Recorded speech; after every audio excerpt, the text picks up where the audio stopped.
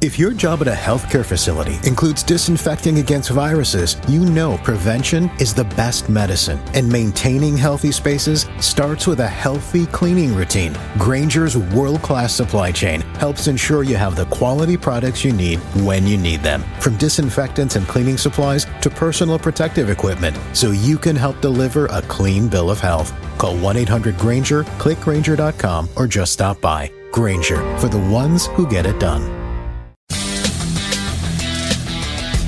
Hey, warmer from the low. Welcome to lovely Las Vegas for Coast to Coast Hoops with myself, Greg Hoops Peterson, now part of the Peterson family of podcasts. We've got an excellent podcast for you as we're going to be joined in segment number 2 by Justin Perri, who does such tremendous work over at Chalk Volley Bets. Taking a look at this great game that we all know and love. We're going to get his thoughts on what we've all been seeing from Championship Week. We're going to get his thoughts on some of the Saturday games as well, and what to make out of the top teams in UConn and Houston in all of college basketball as well, and where Purdue fits in with regards to hierarchy of college basketball, and so much more. We're going to have so much fun chatting with him in segment number 2. In the final segment, going to get you guys picks and analysis on every game on the betting board for this college basketball Saturday, this championship Saturday, as we had some bank shots. If you have a question, comment, segment idea, what have you, for this podcast, you do have one of two ways we'll fire those in. First one is my Twitter/X timeline at Jaden_D1. Keep in mind, letters EM, they mean does not matter, so as per usual, please do send these into the timeline, and other ways, find an Apple Podcast review.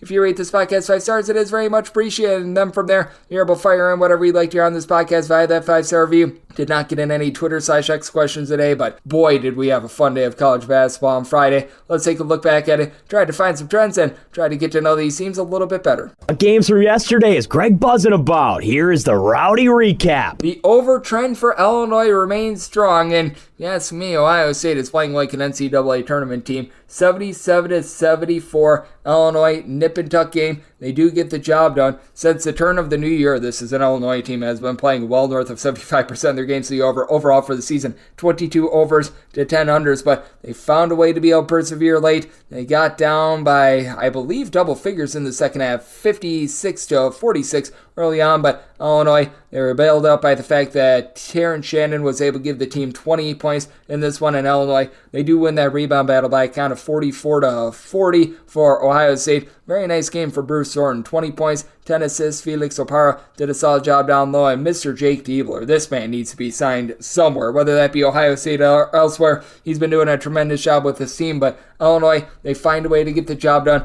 They're moving on in the Big Ten tournament, and they're going to be facing off against Nebraska, who just completely dump trucked Indiana. 93-66 final. Indiana will not be sealing a bid to the NCAA tournament. CJ Gunn off the bench gave them 17 points, and that's about all the good that could be said there for Nebraska. Casey Shomanaga, he was able to show out with 23 points. Bryce Williams had 23 points. Nebraska wins the turnover battle. They win the rebound battle. Thorough domination out there. And how about Grand Canyon? They were able to get the win. They were able to get the cover over Seattle by a count of 80-72. One of the best teams straight up in all of college basketball. 28-4 with that regard. Meanwhile, against the spread, I mean, it hasn't quite been 28-4, but you know what? 17-14 against the spread. Grand Canyon able to do a nice job of getting their main man Tyon Grant Foster going. 28 points, 6 boards out of him, and we just had all across the map great action as what has all of a sudden become a great ATS team in Quinnipiac this season. They are not going to be going to the Metro Atlantic Final. They do fall to St. Peter's by a count of 62-60, so Quinnipiac, they're now 18-13-1 against the spread, and it's a St. Peter's team that's just right now pounding teams into oblivion. With regards to their defense, you have Mohamed Saud lead the way with 15 points in a game that was a relative eyesore, and this despite the fact that St. Peter's was able to go 7 of 17 from 3-point range, just a really low possession game in general, and for the St. Peter's team, they've been one of your best under teams in college basketball this season as they have gone under the total in a little bit north of 53% of their games. They're really slowing things down, but they're not as good of an under team as Marist. Marist, 22 unders, 8 overs, and a push. They played another under on Friday, but Fairfield, they go to the Metro Atlantic Final 65-61. They are able to take down Marist as for Fairfield, they overcome shooting just 21% from 3-point range because they were able to have Caleb Fields going with 22 big points in this one, and Fairfield wins the rebound battle 34-33, and they win the turnover battle 13-6. Our DK Network write-up plays are back, ladies and gentlemen. We've now hit 3 in a row as I was given out on this show. St. John's catching between 9.5 and 10, and UConn, they get the job done, and boy, you want to talk about an explosive game. UConn just could not miss from the floor, but St. John's holds in there, 95-90 the final. St. John's, ever since that Rick Pitino blow-up, has scored at least 80 points in each of their last 7 games, and they go 10 of 22 from 3 for UConn. 95 points on 54 field goal attempts. That's efficiency right there. Tristan Newton, Cam Spencer, a combined 45 points. The UConn Huskies actually lost the rebound battle, 34-30. 17 offensive rebounds for St. John's, just 5 turnovers for St. John's, as Dennis Jenkins, 27 points. UConn just could not miss in this game, though, and they're able to find a way to get the job done, while Marquette does as well. Marquette without Tyler Kolek, a win and cover, 79-68. The guy that has really been taking hold of the offense, Cam Jones, he had 23 points, threw in their 5 assists. Both of these teams in the Big East that are going to be in the final have been good ATS teams. Marquette 20-12-1 against the spread. UConn 21-12 against the spread in Providence. They lose this game. They don't get the cover, but 19-14-1 against the spread. They've been able to do a pretty rock-solid job as well. We saw some harebrained craziness towards the beginning part of the day with Purdue getting the win but no cover against Michigan State, 67-62 in a game that was a just grinder to say the least. As for Purdue, they just couldn't get a lot of offense going late in this one. They were able to score just 56 points in the first 35 minutes of the game, and Zach Edey, he had to go into just hero mode. 29 points, 12 boards for Michigan State. They go 4 of 18 from 3-point range, and Michigan State has 14 losses going into Selection Sunday. Not great, not great. This was not great for Tennessee either. 73-56, they lose to Mississippi State, and do note that teams that lose their first game in their conference tournament, none of them have ever won the NCAA tournament. We'll talk about that a little bit more with Justin in segment number 2, but for Tennessee, they just could not get anything going from a 3-point range. They shoot 8 of 33 from 3-point range, 30.5% from the floor. Mississippi State, they actually lose the rebound battle 33-31, but yeah, Josh Hubbard and Charles Matthews both give you 18 points apiece. For Mississippi State, they shoot 55.5% from the floor. They find a way to be able to get the job done in Tennessee. They've not played 6 out of their last 7 games to the under. How about this team that has just been an ATS monster? That would be South Florida. South Florida gets the win. They get the cover against East Carolina, 81-59 the final. South Florida now 27-3 against the spread, as they were able to do a nice job shooting 14 of 31 from 3-point range. For ECU, East Carolina, they lose the turnover battle 13-9. They actually win the rebound battle, but that's just because they had so many missed shots. So, nice mincemeat performance there. And how about Pittsburgh being able to make you some money as well? They were a 7.5-point underdog. They cover it by losing by 7 to North Carolina, 72-65. The final for North Carolina, they do go just 6 of 22 from 3-point range, but RJ Davis has 25 points. And for Pittsburgh, we're going to be seeing them in the NCAA tournament. Carlton Carrington, 24 points, goes 4 of 8 from 3-point range. For Pittsburgh, they went 6 of 6 at the free throw line, so nice quality cover there. Pittsburgh now 29-3 against the spread. Iowa State now 22-10-1 against the spread. They've been making a whole bunch of money, and they get the win and cover on Friday by kind of 76-62 against Baylor. For Baylor, they were held down from 3-point range. That is their bread and butter, and Baylor's been a really good against the spread team as well. 19-11-2, but for Baylor, 5 of 24 from 3. Iowa State, they go 10 of 20 from distance. Keshawn Gilbert was your main man in this one, being able to supply 20 points. And for Iowa State, they win the turnover battle by kind of 13-6. Now, they did get plowed on the glass by kind of 42-28, but they find a way to be able to get a nice, comfortable win and cover. And they'll take on Houston, who's been just such a good defensive team. This game goes over because Houston just completely bludgeons Texas Tech. 82-59 the final. For Houston, they go 12 of 28 from 3-point range. LJ Cryer, he had in this game 20 points on 6 of 11 3-point shooting. Jamal Shedd, double-double, 12 points, 10 assists, 3 turnovers for Texas Tech. They shoot just 33% from the floor. They were stymied. They were just stuck in the mud in general, so that was absolutely massive for them. And hey, welcome back, Potter for Wisconsin. They get a win and cover 70-61 over Northwestern. I believe they've now covered 4 straight games, and this was just sick if you had the over, because this was a game that was hovering right around about an 8 to 9 point differential. Wisconsin was up 70-59 with a little bit over 2 minutes remaining, and you didn't get any points to be able to help out with that over on 135.5. So if you had that one, I do feel for you. And yeah, this one I feel for you as well. UTEP was able to just completely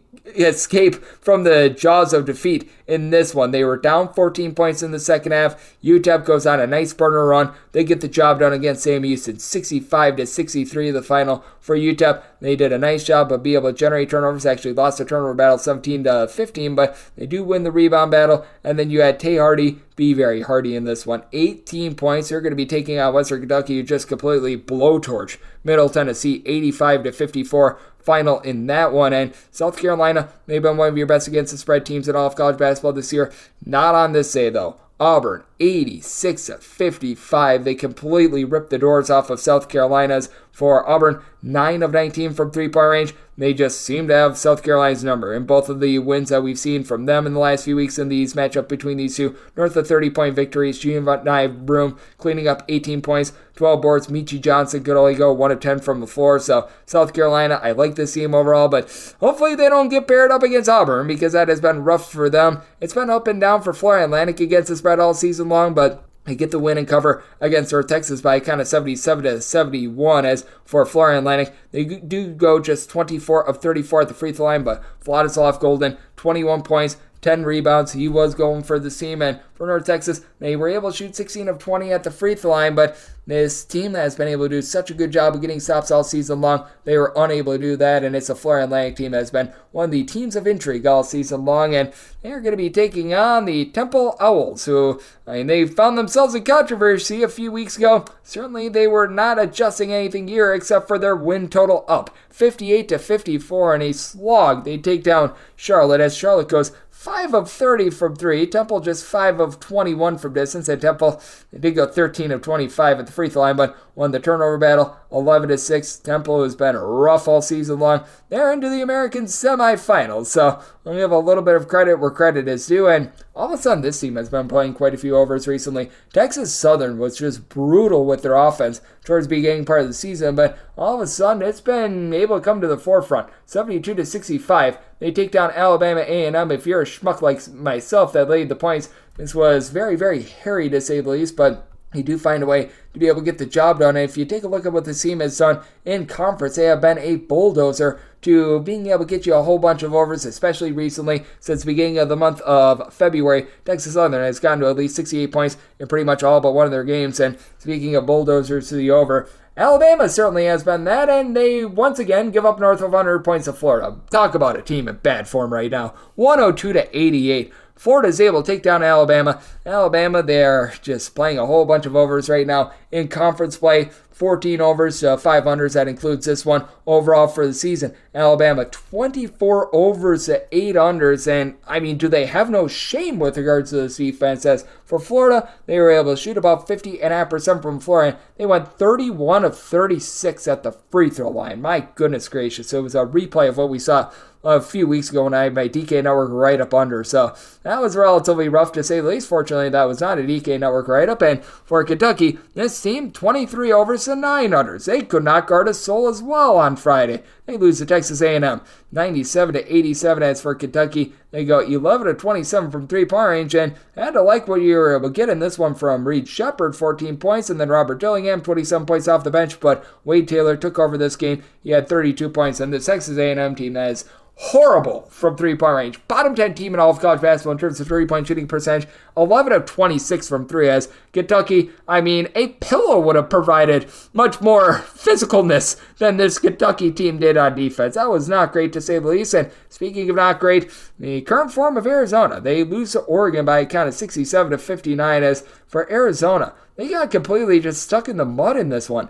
14 turnovers and 18 made field goals. As this was a rough game for Caleb Love, 4 turnovers, 6 points on 2 of 11 shooting, and for Oregon, Jackson Shellset was able to take hold of this game, 21 points, and Fali Dante, he was able to provide a double-double as well, so a nice quality win there, and it was a very quality day of college basketball on Friday, and if you're taking a look at what we're seeing trend-wise in college basketball, overall for the season, the overs have been able to just really manhandle things, and that's been happening here over the last 7 days, 148 overs to 142 unders. Typically, you see many more unders in conference tournaments. Has not been the case this season. Meanwhile, favorites, They have been reigning supreme the last 7 days, hitting at a 51.4% clip, 149, 141, and 4 against the spread is the against the spread record of favorites. And season to date, favorites hitting at 50.7%, while the over is at 50.9%, 2,805 overs to 2,703 unders. So that's what we're seeing in college basketball right now, and that's what we all got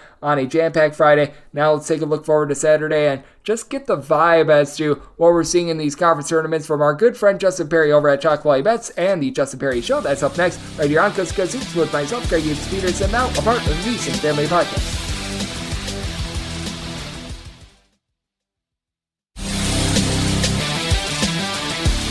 And we're back in lovely Las Vegas for Coast to Coast Hoops with myself, Greg Peterson, now part of the VSiN Family Podcast. It is always great to be joined by this man as Justin Perri. He does such excellent work on so many different fronts. You're able to follow him on TikTok, if that's still a thing anymore with all the bans that are going on at college basketball picks. But on top of that, Justin, he is the host of the show, The Justin Perri Show. That last name is spelled Perri. Does a tremendous job there. He's talking college basketball. When it gets in season, he'll be doing a great job on the baseball front. He is the main man over at Chalk Valley Bets, doing a great job on that front and so much more. And to be able to follow Justin on Twitter/X, that is at his first and last name, Justin Perri. Last name spelled Perri.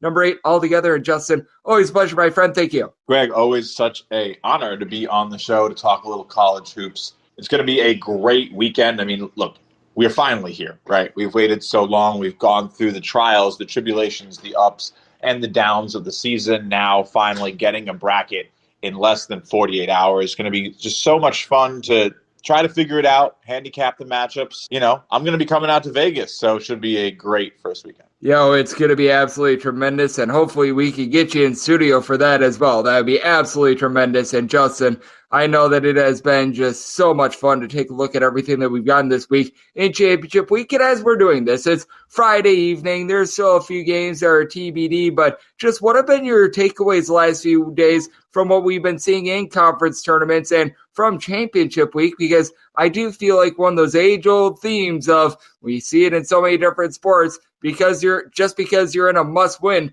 doesn't mean that you will win it. And typically, if you're in a must-win, I always think that it means that you must not be very good. And I feel like that really came to the forefront this week. Yeah, interesting way to look at it. I do think getting into those scenarios, you don't want to find yourself there. And of course, you know, I've been feeling like it's been a lot of dogs, especially in these conference tournaments, especially in like the power conferences, where the case of Tennessee is very interesting, where they kind of bow out, and BYU has this terrible game. I think a lot of these teams are forward focused. These conference tournaments, they can be a big deal. And like, you know, Houston obviously coming in, maybe trying to establish something and make a statement is one thing. But, you know, when you are a lock to have your season continue after these games, they don't hold the same weight. No one goes to play college basketball so they can play in the, oh, hey, I love the Big East tournament. I think the Big 12 tournament is crazy. These are great tournaments, and they do populate one of the most fun weeks. But there will be teams that, you know, you're like, it feels they didn't care this week. They played a few games. Maybe they won a game. Maybe they had a bye. You know, they kind of lay down. Or, you know, a team with momentum comes in and just catches them off guard. And all of a sudden, you know, you have a team that looked really good all season, just maybe caught looking ahead. So, I don't know. I feel like the dogs have had a lot of value, especially today here. Friday, it felt like they did a couple of the days all week, really. It felt like if you're taking money lines on dogs, you were probably doing pretty well. Absolutely. And how much do you want to take away from some of these teams that they did bow out early? Because I think that it's such an interesting stat that no team that has ever lost in the first game of their conference tournament has ever won the NCAA tournament. And that certainly rings true for a team like Tennessee. I feel like they're the most prevalent of them, as they got absolutely pounded against Mississippi State on Friday. But I do think that that stands out to me, because a lot of times we do see these teams win their conference tournament. They die out a little bit on that front, but at the same time, losing in the first round typically is a bad omen as well. Look, it definitely is a bad omen, because at the end of the day, the tenacity to be able to pull together wins against especially lesser opponents, which, you know, you would expect the first round of the conference tournaments to be when you're an auto qualifier, and losing that game still gets you in, right? So this is a very specific subset of teams when you say this. It's a team that was able to lose the first round game in the conference tournament, still get into the conference tournament, and still get into the NCAA tournament. But that goes under the hood there, right? Like how, I think Creighton's on that list now. I tend to think that trend is one of those trends that is likely to be bucked over the next couple of years. We're just seeing the focus turn a little bit more. Like Kansas is on that list this year. That's like, oh, players are injured. Do they really count? Are they probably not going to do it? Yeah, I mean, they have slim odds. Everybody has slim odds. That's how it works. Yeah, I don't know. I hear that, and I'm like, yeah, you're probably right, because UConn won their first round, and it's something I'll keep taking away. This UConn team is so good. I saw a very funny tweet. Maybe UConn's letting teams get leads early just to play with their food. This team's so good, I stopped and I thought about it for a second. And that's the type of respect that they're getting. It's really impressive. The repeat is there. Very prevalent possibility that we see, again, the UConn Huskies get crowned. I think they are showing every single time they go out and play that they're just at a different level.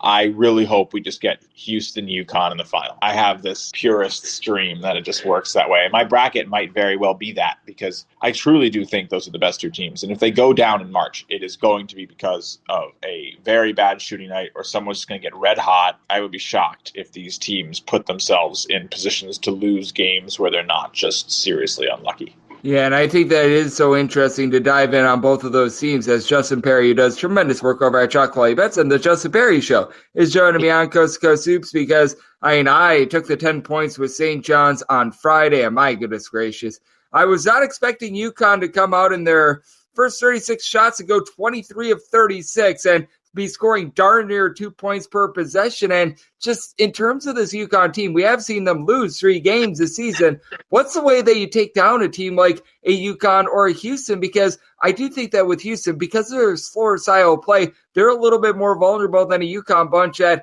I'm just trying to poke holes in them. And I feel like the only way that UConn loses is if they just go cold and the other team plays their A game. Yeah, that's kind of it. They kind of do everything well.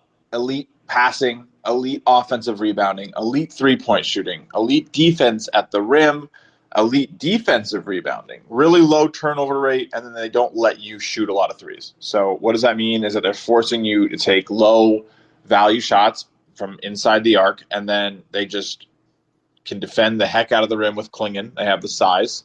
So you're stuck taking mid-range jumpers or contested shots at the rim, and then they can just hand it to you on the other side. It's dang near impossible. I think there's only a few games where shot quality truly expected them to lose this season. One of them was even that home game against Butler, and an expected close one, but it's so tough to really point to something and say, oh, this is how you beat UConn.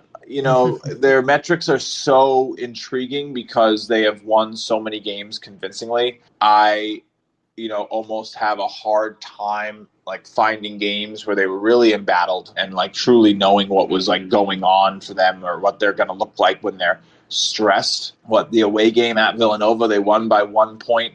They lost the league opener at Seton Hall, but that was a shot quality win. They're just a little cold. And so, I just think they just need to hope that they don't have a bad game in the 6 that they play, and they should hoist it. And, equal opportunity for the person that they play or the team that they play to have an electric game. It's going to come down to some college basketball madness that, will need to stand in their way, or else it should be theirs to lose or at least face Houston for. You can almost count on the unexpected more than you can the expected. So, welcome to college basketball. Yeah, we saw it last year where none of the top 3 seeds were able to make it to the, I believe, Elite 8 of the NCAA tournament, actually Final 4. I think we had 1 3-seed in Gonzaga make it to the Elite 8. So we have seen madness in the past, but my goodness, the way that UConn is just running through teams like a hot knife through butter. It is so impressive to see, as Justin Perri, who does such great work over at Chalk Quality Bets, is joining me on Coast to Coast Hoops. And Justin, I know that you're out there in the northeast part of the country, so we have to discuss some of the games that we know we are going to be getting on Saturday.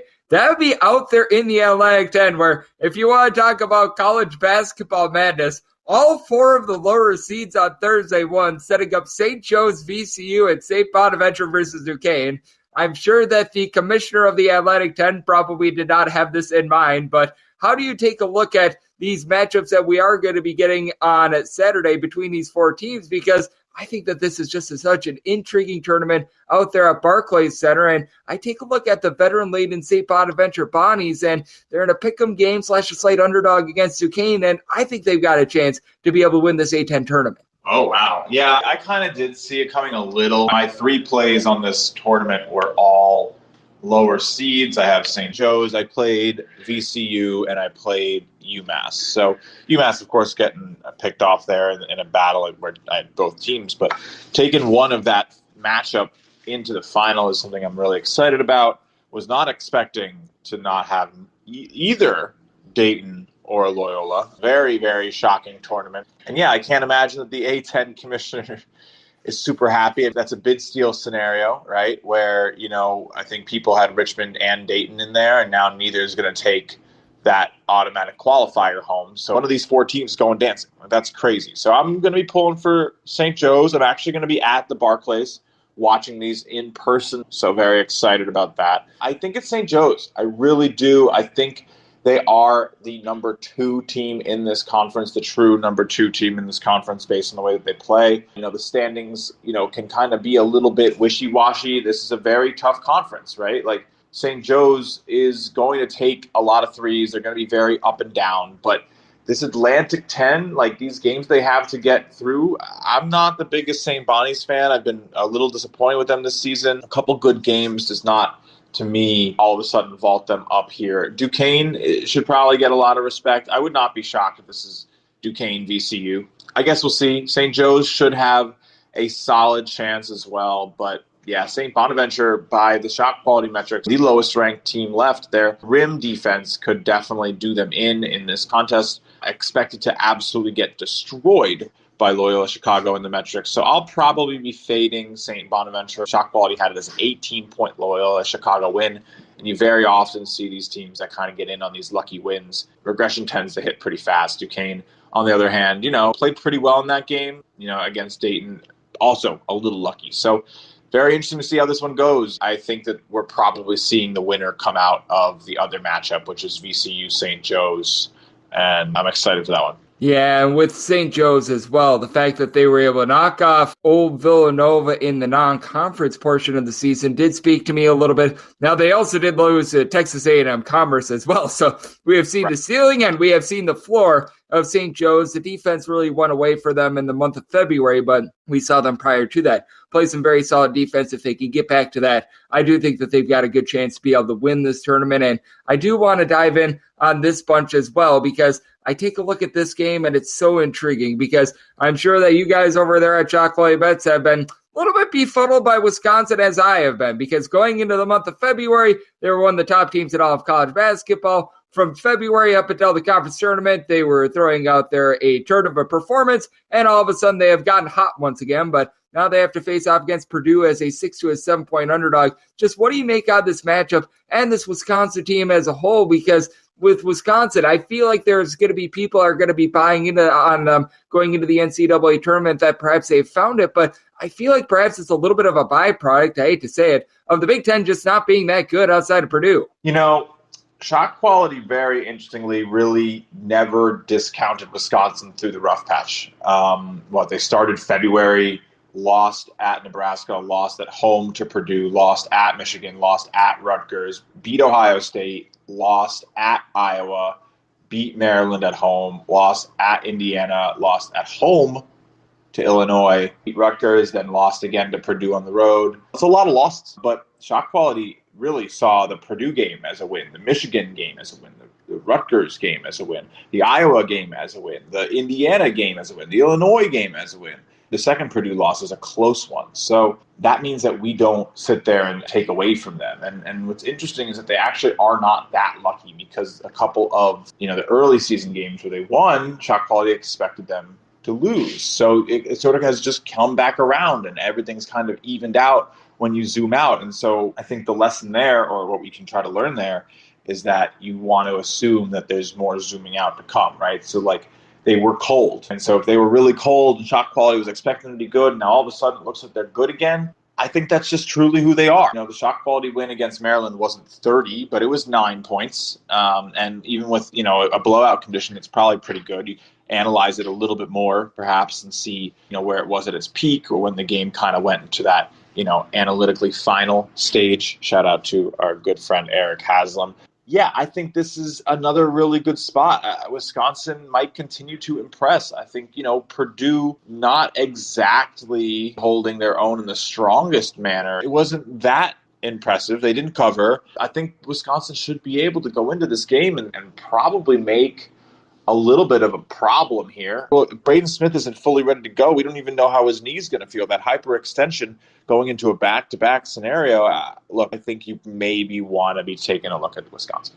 I haven't looked into it. I haven't really dug into the numbers. These power conference games, these are some of the sharpest lines all season. I mean, these teams have played the same teams over and over. The efficiency numbers, the predictive metrics, they're all beautifully calibrated. Really tough to have an edge on these numbers here. And maybe you do, but you know me, Greg. I'm looking at mid-majors when I can, and I'm honestly getting hyped about the combinations of conferences that we're about to get in a week compared to these final battles where you don't know who's going to show up. You just don't. I think it's been a very frustrating week for a lot of college basketball gamblers. Maybe some people have been on the right side of all these crazy results, but there's very little chance that if you've bet the entire week that you haven't taken some crazy losses, and you probably also, accepted a few very lucky wins. Yeah, you were speaking of the Atlantic 10, losing in double overtime, that under in the Loyola Chicago game. Now that's just a kick in the family, Jules. Like, you survived one overtime and you still lost the under. So that was one where it's like, man, that's just Dante's Inferno right there. But I'm so glad that you mentioned the mid-majors. Is there anything that you're taking a look at that is set in stone right now that might be worth a play for Saturday? Because we've got the Ivy League that's going to be going down. The America East final, that is all set. I know that we've got Conference USA that is going to be going down as well. Anything on that front that you're going to be taking a look at? These lines are good. First take on it. I mean, I'm looking at the Shot Quality Bets projections for the games that have widely available lines right now, Greg, as we sit here Friday evening. On the spreads, nothing that triggers a threshold of more than 4 points. Only one game with more than 2 points of value for us right now, and that's Colorado State versus New Mexico, expecting Colorado State to maybe give New Mexico a big fight. I do agree. I think that game could very well be close. Colorado State might even win.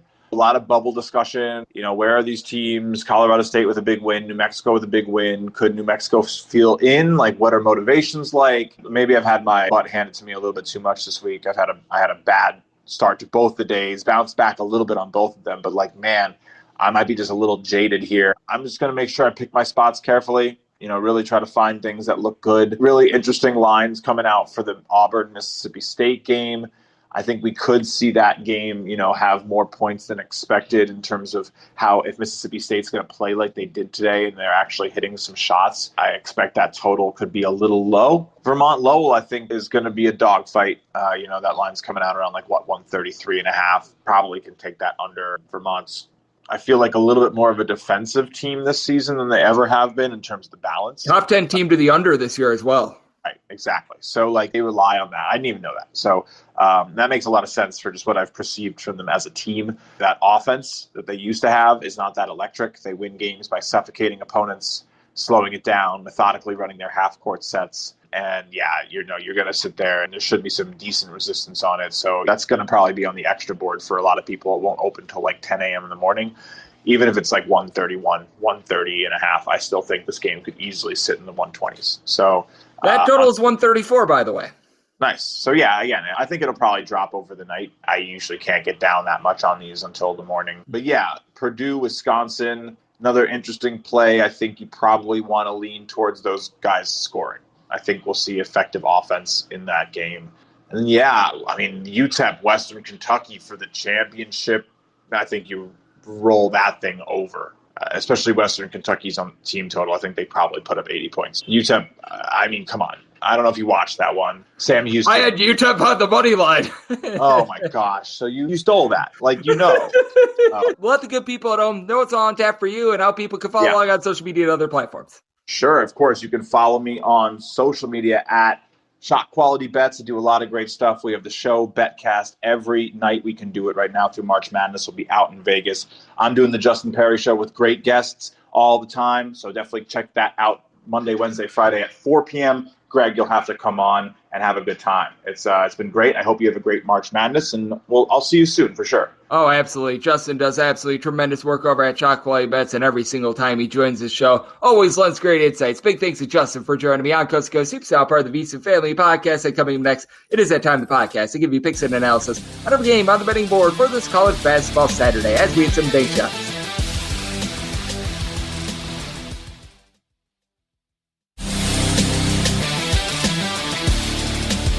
back here in lovely Las Vegas for Coast to Coast Hoops with myself, Greg Hoops Peterson, now part of the VSiN family of podcasts, and it's always great to be joined by Justin Perri. Does such good work over at Shot Quality Bets. Taking a look at this great game that we all know and love. It's been a wild and crazy conference championship week. He does a great job of following it all, and every single time he joins the show, I feel like he makes us just a bit smarter. So, big thanks to Justin for joining me in the last segment. Now it is that time of the podcast to give you picks and analysis on every game on the betting board for this college basketball Saturday, this championship Saturday, as we hit some bank shots. Most financial establishments close at a certain time, but not here. It is time for a side and total on every game on today's betting board bank shots.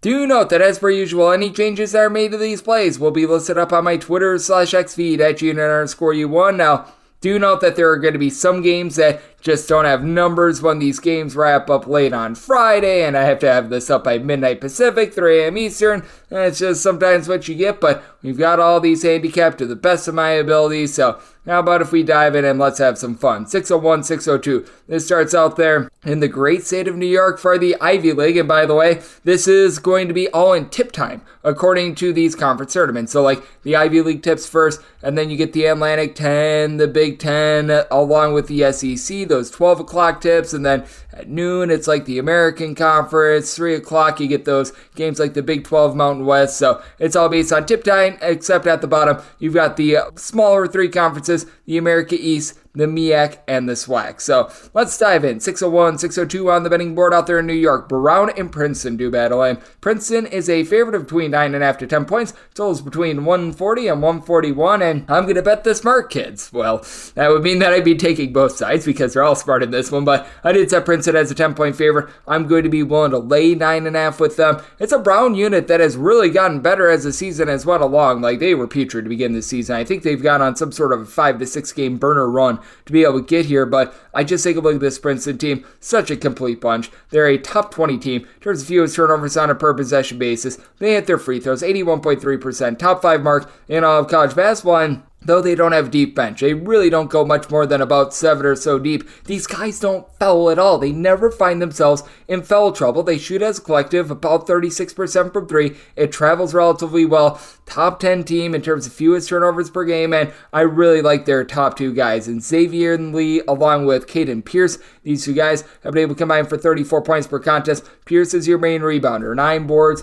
does a nice job shooting about 35.5% from 3. Lee is more of the engine that makes this thing run, 6 boards, 3.5 assists, but as a matter of fact, for this Princeton team, each have your top 3 scorers, these 2 gentlemen, along with Matt Oloko, they all give you at least 3 assists per contest. Oloko goes Oloko from 3, shooting 42.5% from the outside, and then on the flip side, you got a Brown team that they're going to look to do this with horsepower. They're going to be looking to win the battle down low. Kalu Enya, Nano, Owusu, Anane. They're able to combine for about 16 rebounds per game. Owusu Anane has been able to give you 15 boards. You've got a guy in Keno Lilly Jr. is a nice go-to scorer, but hasn't quite shot it the same way this year than he did 8 seasons ago. He's shooting about 34% from three-point, and to the credit of Brown, they've been able to creep their way back in the top 200 in terms of points allowed on a per possession basis after it was relatively rough to begin the season. They are 92nd in all of college basketball in terms of their rebound rate, but even though Princeton is not going to go out there, get a bunch of second chances, they're pretty solid on the glass as well. They're about 182nd in all of college basketball. They don't allow you to get a lot of second chances. They're not going to give up a lot of second chances as well. And for this Brown unit, they just have been a little bit of a different team this year with regards to their defensive tenor. They only give up about 2.2 points more per 100 possessions when they leave home rather than when they are at home. But I've got much more faith in a Princeton unit that has been pretty rock solid in terms of being able to guard the arc. And on top of that, for Princeton, they are giving up fewer points on a per possession basis when they're away from home rather than when they are at home. So I do think that Princeton, a bottom 30 team in all of college basketball in terms of total possessions per game. They run efficient offense. They do a nice job locking down in the spot. I set them as a 10-point favorite as a result. Willing to lay the 9.5, and did set my total 136. I think that you're looking at a bit of a slog in this one, especially with a 11 o'clock game Eastern time tip. So looking at the under, and willing to lay with Princeton, 603, 604 on the betting board. Yale and Cornell do battle from New York, and Yale is a 1.5 to a 2-point favorite. Total between 151 to 152. Made Yale a 2.5-point favorite. I'm going to be willing to lay 1.5 with them. This Yale bunch has been able to do a very solid job in terms of the rebounding. Top 75 team in all of college basketball with regards to the rebound rate, and I just take a look at Danny Wolf, giving you 14 points, 9 boards, shorts at 7 feet tall. He shoots nearly 40% from three-point range, and that is massive for a Yale team that has really come on strong with their defense. Had a few struggles out of conference, and they are a team that they are going to give up the arc. 228th in all of college basketball in terms of opponents' three-point shooting percentage, but they've been a better defensive team in terms of three-point shooting percentage away from home. 36.1% at home, 33.6% in a road/neutral court setting, and they do go up against the Cornell team that has been incredibly efficient with their offense. We all talk about Cornell and the fact that they take north of 50% of their shots from three-point range, but that actually opens things up inside for them. With Cornell, they're actually a top 20 team in the country in terms of their two-point shooting percentage, in terms of points scored on a per-possession basis. For Cornell, they're number 39 in all of college basketball, and it truly is a whole is greater than the sum of its parts approach. You can't take away one guy for Cornell and be like, oh, we're done, because they have pretty much 7 different guys that give you at least 7 points per contest. Nobody that really gives you north of 13 points per contest.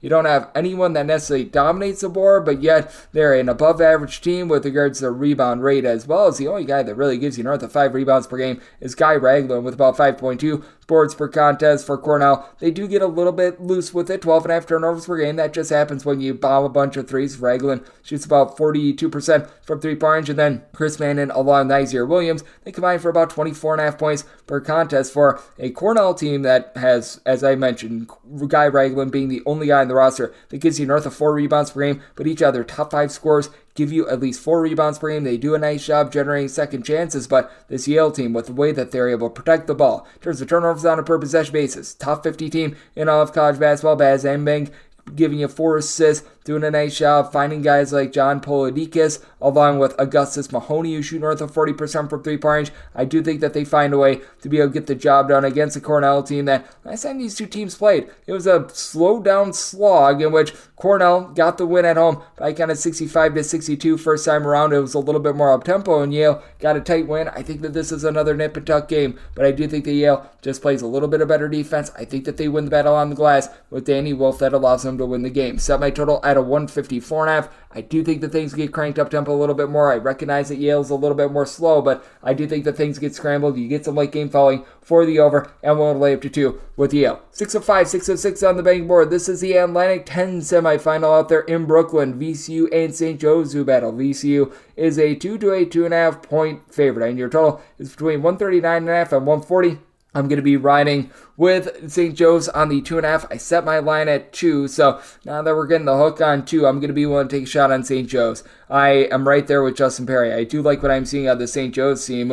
It feels like they're starting to get back to basics with regards to their defense. Towards the beginning part of the season, through mid to late January, this was a top 75 team in terms of points allowed on a per possession basis, doing a nice job hunkering down there, and then Christ Adesonko, one of their main big men, was dealing with a little bit of an injury. Things got out of sorts with their three-point shooting defense, and now they do go up against a VCU team that is a top 40 team in all of college basketball with regards to opponents' three-point shooting percentage, but I do think that St. Joe's going to do a nice job of being able to attack that VCU unit because, for one, they're going to be able to do a better job of holding on to the ball. VCU does turn the ball over about a time more per contest than St. Joe's, has a little bit of a slower tempo, but on top of that, you've got a pair of guys in Lynn Greer along with Xavier Brown. They combine for 24 points. They're able to give out about 6.8 assists per contest, and then Eric Reynolds shoots 38.5% from three-point range, 17 points per contest for him.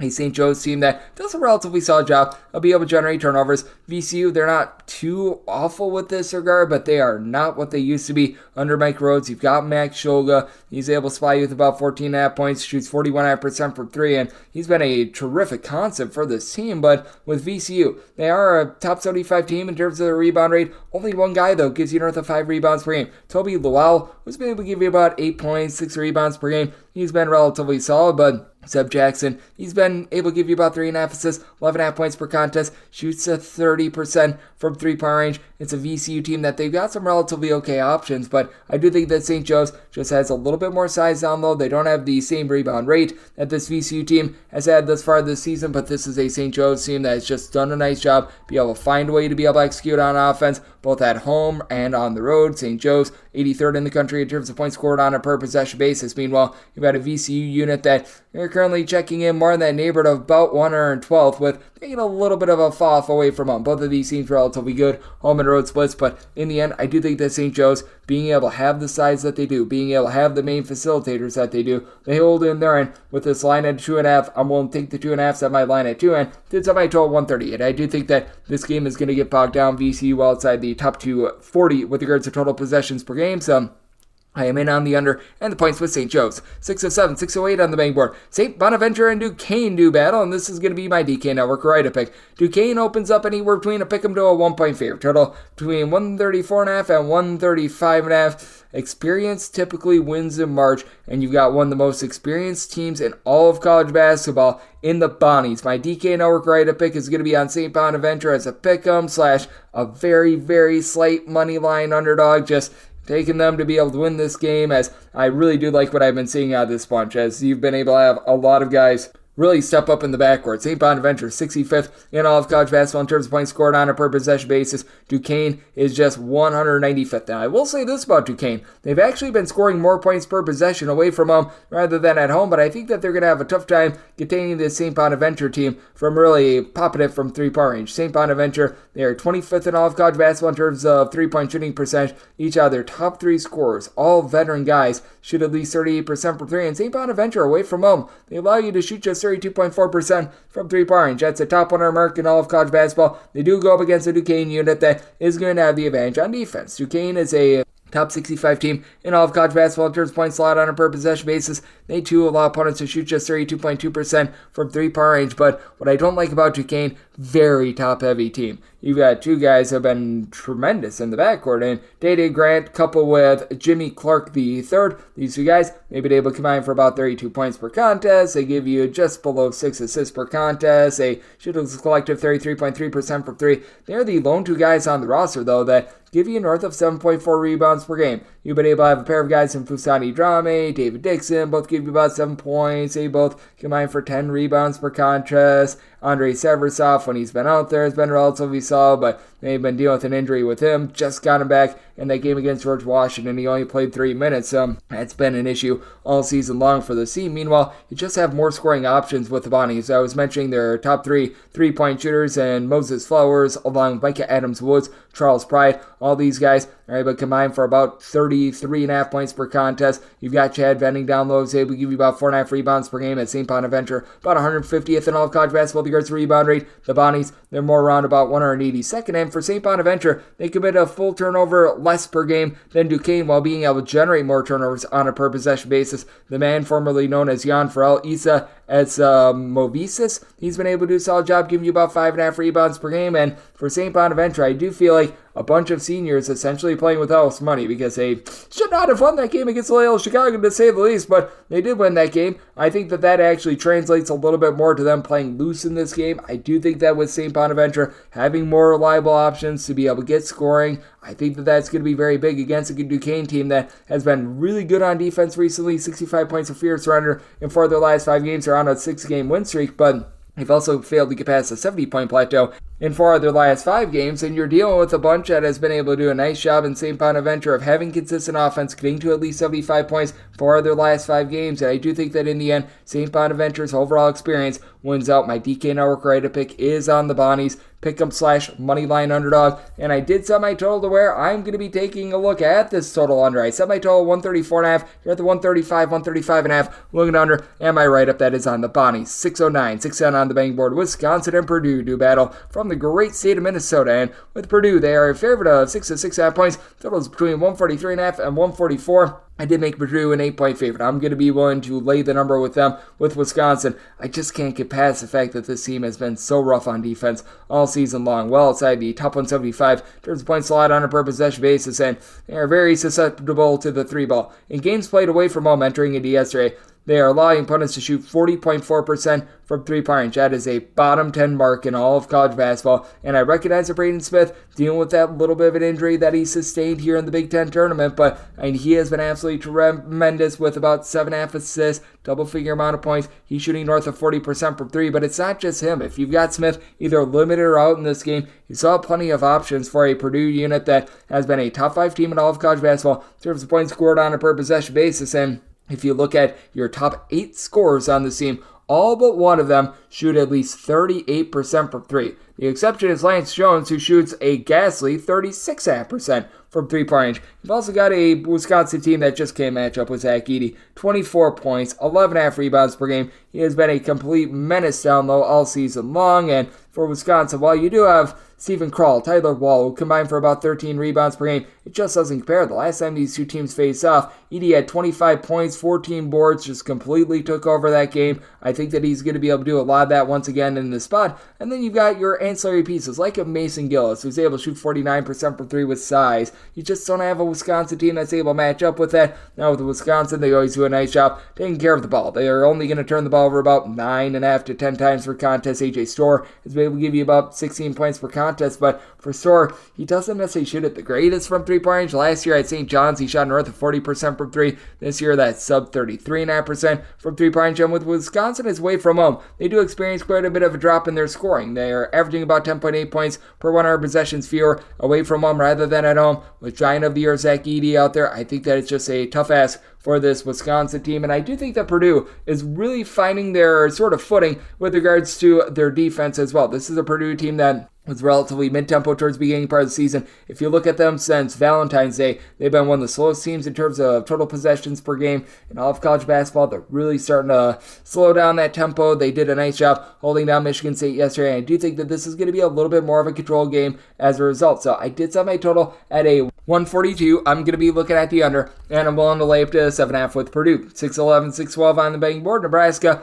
and Illinois to battle from the great state of Minnesota. This is our first game without numbers up, but I've got my handicap. Willing to lay up to 4 with Illinois, 5 or more taking the points with Nebraska, and then 152 or less. I like the over, 153 or higher. I'm going to be diving in on the under with Nebraska. This team has been able to do a really solid job with getting Casey Shomanaga going. He's been one of the best overall scorers in all of college basketball. Gives you nearly 15 points per contest, shoots in the high 30s from three-point range, but he takes a lot of contested shots. He hits a lot of contested shots. Where I think Nebraska is going to go wrong in this game is on the glass. And I really like Rink Bask. Rink Bask has got really good versatility. Nearly 13 points, 3 assists, 8 boards at about 6'10"ish. He's able to shoot about 35% from three-point range. But you've got an Illinois unit that out of your top 5 scorers, 4 of them give you north of 4.1 rebounds per game, and I think that that's really going to translate here. Illinois, a top 15 team in all of college basketball in terms of their rebound rate. Nebraska, it's not like they're absolutely awful, but they're more around 146th, and for Nebraska, you've been able to get good production out of these guys like Bryce Williams, Jawan Gary. They're able to combine for about 24 points per contest, but I do think that even though Shomanaga has been a good scorer all season long, Terrence Shannon, he's just a little bit better, 21.5 points, shoots 35% from three-point range, and then you've got the versatility of Coleman Hawkins, Quincy Guerrier.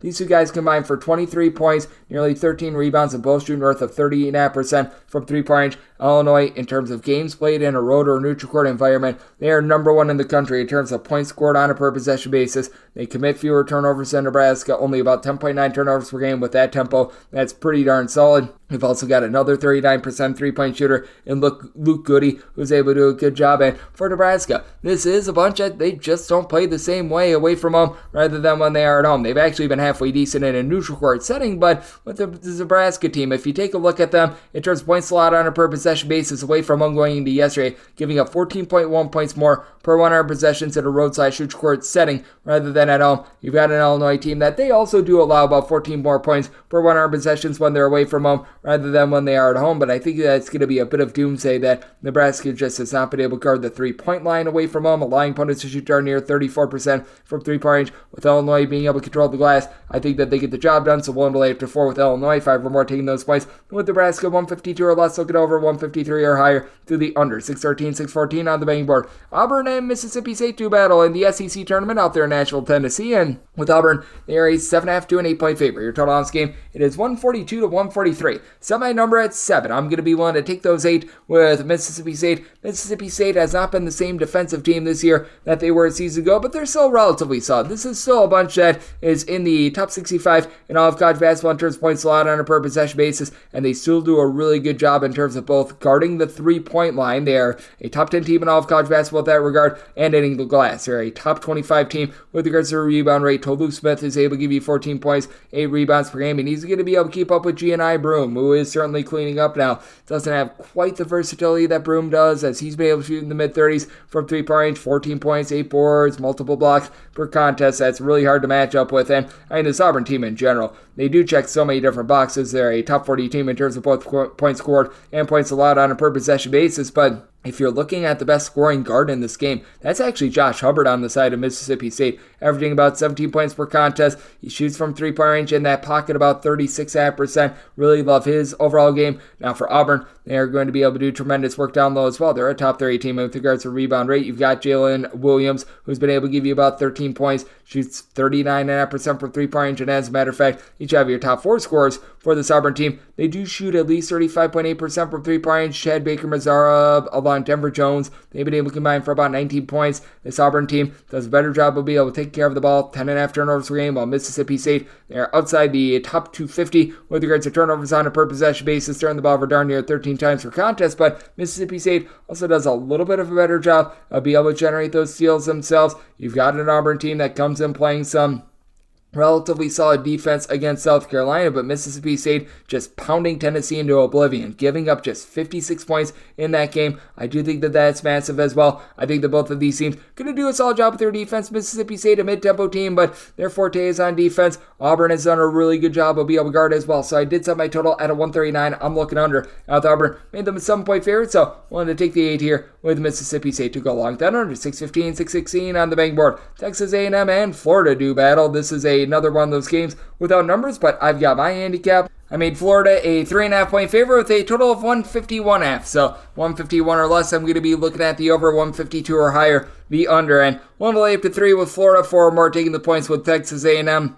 Reason why I've got my total a little bit lower than many people might expect is that you're just not going to get a lot of three-point shooting in this game. Texas A&M is awful from three-point range. They're a bottom 10 team in all of college basketball. This despite the fact that you've got a really nice go-to scorer in Wade Taylor. He's been able to give you 18 points, 4 assists per contest, but Texas A&M flat out, they just can't hit those threes. Meanwhile, it's a Florida bunch that they're relatively pedestrian from three-point range as well. The way that both of these teams generate their offense is via rebounding. Florida is a top 15 team in all of college basketball with regards to rebound rate. Texas A&M, top 5 team in all of college basketball with regards to percentage of their missed shots. That results in a rebound on the offensive side of things, as for Texas A&M, out of your top 6 scorers, all but one of them do give you at least 4.8 rebounds per game. The lone exception is Taylor Anderson Garcia, 9.5 boards per contest. He's really the only guy on the roster that sees meaningful minutes other than Manny Obaseki that shoots north of 30% from three-point range as well. But that said, he's been able to do a nice job being able to chip in there some production. Darius Radford, Henry Coleman give you 6 boards apiece, with Radford chipping in there 15.5 points per game. And Texas A&M,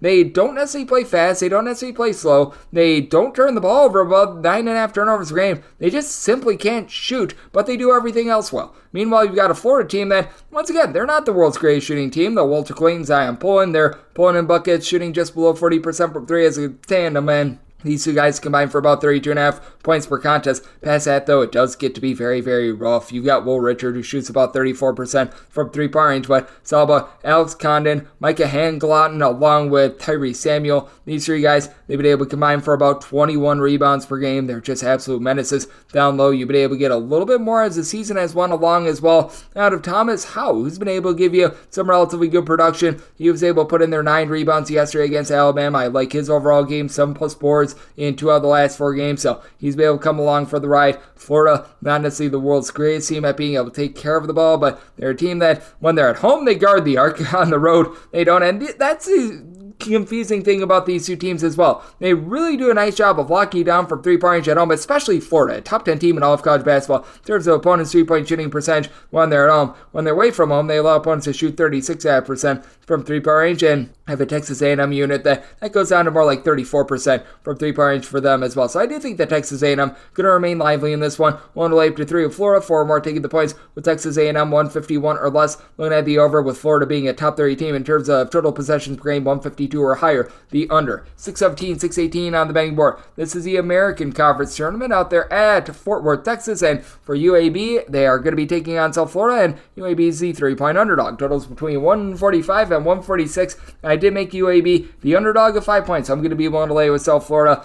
There's been just a lot of non-believers in South Florida, and I get it. Some of their metrics aren't necessarily great, but if you look at since the beginning of the month of December, South Florida is a 38% three-point shooting team that's got a pair of guys in Selton Miguel, Chris Youngblood, that both are able to give you about 14.5 points per contest. South Florida leaves something to be desired on the glass outside the top 175 in terms of rebound rate. Kashawn Pryor is really the lone guy that gives you a north of 5 rebounds per game. This is a UAB team that they do a solid job on the glass. They're a top 40 team in terms of percentage of missed shots that do result in an offensive rebound. Yaxel Lenborg is going to be the best true low post player in this game, 13.5 points, 10.5 boards per contest, but UAB as a collective, they just don't shoot it well from 3. They shoot about 32% from the outside, while they themselves are outside the top 225 with regards to opponents' 3-point shooting percentage as well. So you've got your issues there. On top of that, for UAB, they just have not really been able to do a good job on defense in general, though they do a nice job of being able to hit the glass.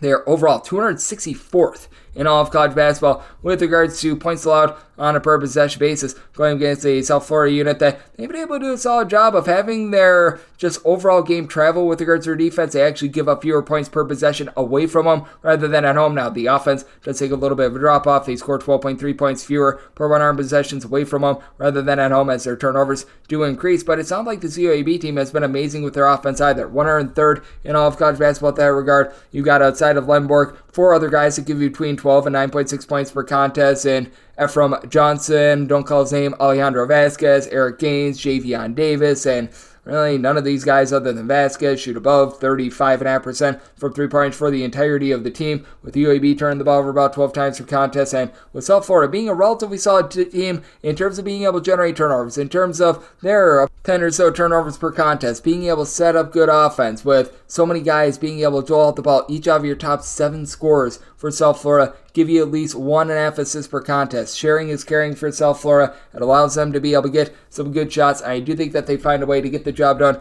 against UAB, and I do think that that defense takes hold in this one. I did set my total at 145, so you're at the 146. I'm on the under, and I'm willing to lay up to 4.5 with South Florida. 619, 620 on the betting board. Temple and Florida Atlantic do battle, and we give our order to Lane Kiffin. Go Owls, as both teams are Owls, and Florida Atlantic is a 12-point favorite. Total on this game is 146.5. I'm going to be going with the Owls in this spot. I do think that they're going to be able to win this game. Kidding, of course. I said Florida Atlantic as a 13-point favorite. So this opener of 12 that I'm seeing, I'm going to be willing to lay that number. With Florida Atlantic, this has been a bunch that has been rough with their defense. They are outside the top 85 in terms of points allowed on a per possession basis. There are a bunch that when they're at home, they do a really good job of guarding the 3-point line. On the road, not so much, but I think that they're going to maul Temple on the glass. Each have your top 3 scorers: Elijah Martin, Vladislav Golden, John L. Davis. They'll give you at least 6 rebounds per game, and Temple's been able to come around a little bit more with their rebounding, but they're outside the top 225 in terms of their rebound rate. You've got a pair of guys in Jaleel White along with Jordan Riley, who'll be able to give you about 5.5 to 6 rebounds per contest. Steve Settle's the guy with size that's able to pop some threes, but this Temple team I just don't think is going to be able to keep up on the offensive side of things. They are outside the top 240 in terms of points scored on a per possession basis, and they were able to survive an advance yesterday. That game was a slog. 58-54. They just were not getting anything going whatsoever. It is a Temple team that's just been having difficulties scoring all season long, and this despite the fact that they take care of the ball. Temple only turns the ball over about 10 times per contest. They're a bottom 30 team in the country in terms of their field goal shooting percentage, though. Isaiah Miller does a good job doling out the ball, 4 assists, 15.5 points per contest, and it is a Temple team that if you look at them away from home, they allow opponents to shoot just 30.5% from 3. That's 37.5% at home. They're actually a better defensive team when they're away from home rather than when they are at home, but they just can't get anything generated on offense. Florida Atlantic, a top 30 team with regards to points scored on a per possession basis, a bunch that they only turn the ball over about 11 times per contest. You've got some good depth with this team, some like a John Carlos Rosado being able to step up when you need Vladislav Golden to be out there, out of the fold. I do think that Florida Atlantic going to be able to take it to this Temple team. Last time these two teams played, it was a 12-point win for Florida Atlantic. I do think that This time around, it's going to be even more demonstrative with a Florida Atlantic team that it feels like the defense has been coming around just a little bit for them. They have been a bunch that has given up north of 70 points in each of their 4 games here in the month of March, but this team is in absolute inferno mode with their offense, scoring at least 77 points in every one of those games. So, interesting circumstance here. I did set my total at 143. I just don't think that Temple holds up their end of the bargain with regards to this total. I think that they're going to be looking to make it an high score, and I think that Florida Atlantic is getting it through their skulls that they need to play a little bit more defense as well. So I like the under, and I'm going to be willing to lay up to 12.5 with Florida Atlantic. 621, 622 on the betting board. This is from Missouri, the Big 12 title game between Houston and Iowa State. Iowa State, a 5-point underdog. Total on this game is 123, and with Houston, I only made them a 3.5-point favorite. I am going to be willing to take the points with Iowa State. This is a little bit of a Iowa State crowd as well out there in Kansas City. I know that they're calling it Hilton South. I don't think it's that big of a home court advantage, but it's a little bit of an advantage, that's for sure. And both of these teams absolutely hunker down on defense. These are 2 of your top 3 defenses in terms of points allowed on a per possession basis in all of college basketball. Both of these teams generate more than 10 steals per contest. Houston does a little bit of a better job of taking care of the ball than Iowa State, but Houston also plays out a little bit of a slower tempo as well. Meanwhile, for Iowa State, the breadth of scoring options is a little bit better as well. So you've got 6 different guys give you at least 8.3 points per contest. You've got Keyshawn Gilbert, Taymon Lipsky. These 2 guys combined for 26 points, 9 boards, 9 assists, 4.5 steals, with Lipsky shooting 37% from 3-point range. It's a Houston team that should be able to win the battle on the glass. Iowa State is outside the top 100 with regards to rebound rate. Houston, one of your top rebound rate teams in all of college basketball. This despite the fact that you've only got one guy that gives you north of 5.2 rebounds per game. That would be Juwan Roberts, 10 points, 7 boards. Does a very solid job down low. And Jamal Shed, this guy has really turned into a nice scorer. He was before just a little bit more of a pass-first guy, not a guy that would give you a whole heck of a lot in terms of scoring department, but you knew that he'd be steady Eddie with the ball. Now he's scored at least 12 points in each of the team's last 6 games, and in all but one of the team's last 11 games. I love the way that he's been able to step it up with that regard, and for Houston, they only turned the ball over about 8.8 times per contest. Even though his scoring has went up, Shed has still valued the ball, done a solid job with that regard, and you've got 4 separate guys for Houston that give you at least 9.9 points per contest, but then you've got a lot of guys that they just know their role, like a Javier Francis, who's been able to give you about 5 boards, 6 points per contest. Was expecting a little bit more out of Damian Dunn this season, who's only been able to give you about 6.5 or so points per contest, but still a relatively solid shooter as well. But for Houston, this is a team that they foul a lot, and they shoot just 69% of the free throw line. That does have me concerned just a little bit about them in a little bit more of a nip and tuck game. This is an Iowa State team that also has Milan Mimosilovic. He's got right around 6'8" size. He pops it relatively well from 3-point range. Both of these teams, they are very similar teams, and if you take a look at the last time these 2 teams played, it was in very late February. That was actually a 73-65 game, but I remember it so fondly. It was such a slog in the first half. You saw a massive explosion in the second half. I just don't think we're going to be getting that here, as in that game you saw Iowa State actually go 9-17 from 3-point range. They've been playing Houston tough all season long. I do think that they're going to do so once again, so I'm going to be willing to take the 5 with them. Now, with this total, it's opening up at a 123.5. A little bit of wait and see mode for me. I set my total at 123.5, so if we could get down to a 123 or less, that's an overtake for me. 124 or higher, I'm going to be taking a look at this total under. 623, 624 on the betting board. It is the Mountain West final between San Diego State and New Mexico out here in lovely Las Vegas. No numbers up on this game because the game finished up so late, but that said, I've got my handicap. I'm willing to lay up to 1.5 with San Diego State, 2.5 or more taking the points with New Mexico, and then 147.5 or less. When I had the over 148.5 or higher, the under set my line officially at San Diego State -2 with a total of 148. And when it comes to San Diego State, they've been mostly playing defensive slogs, but they've had each of their last 3 games go over the total. In each of their last 3 games, they've got north of 70 points. Yesterday was a traditional format without overtime. The other 2 games, you needed overtime to be able to get there, and I don't think that we're going to get that here. But what a lot of people forget about New Mexico, this is a relatively good defensive team. They're a top 45 team in terms of points allowed on a per possession basis, and this is a top 45 team with regards to rebound rate. They should be able to win that battle down low. We've got a pair of guys in JT Toppin, Nelly Jr. Joseph, who have been able to combine for 17 boards, about 21.5 points per contest, and Toppin is able to shoot 35.5% from 3, and then it's all about what you get out of your trio in the backcourt. Jalen Ellis, Jamal Mashburn Jr., Jonathan Dent. They combine for about 45 points per contest. You get House and Dent giving you about 4 steals per game. Dent has been able to shoot 37.5% from the outside. And New Mexico, to their credit, a top 15 team in all of college basketball in terms of fewest turnovers on a per possession basis. But the San Diego State defense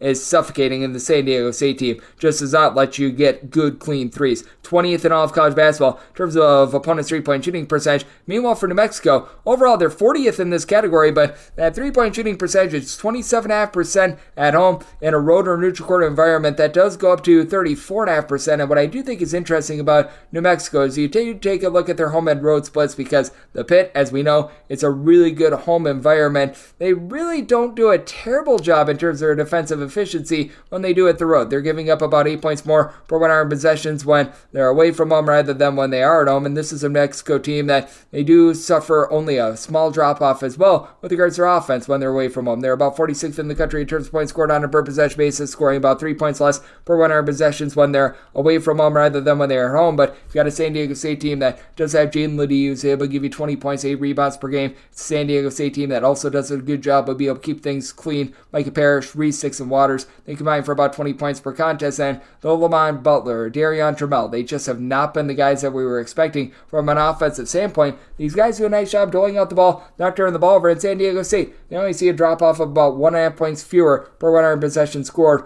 away from home rather than at home. I think that three-point shooting defense of San Diego State, with them being one of the best defensive rebound rate teams in all of college basketball, they do just enough with their, just in my opinion, better coaching to be able to get the job done in this spot. So I did set my line at 2. I'm willing to lay up to 1.5 with San Diego State, 2.5 or more, taking the points with New Mexico. And then it's a circumstance where 147.5 or less on the total, looking at the over, 148.5 or higher, the under. 625, 626 on the betting board. This is a Big East title game. Marquette and UConn do battle from the world's most famous arena. And with Marquette and UConn right now, we're seeing no openers on this game, but I've got my handicap. I've got UConn as a 9.5 point favorite, and I did set my total at a 145.5. So 145 or less, looking over 146 or higher to the under. Need double digits to be able to take a shot on Marquette. 9 or less, I'm willing to lay it with UConn. This UConn team is just absolutely bulldozing teams right now. They entered into yesterday in the top 10 nationally in terms of both points scored and points allowed on a per possession basis. Probably took a little bit of dip with the defense after giving up 90 points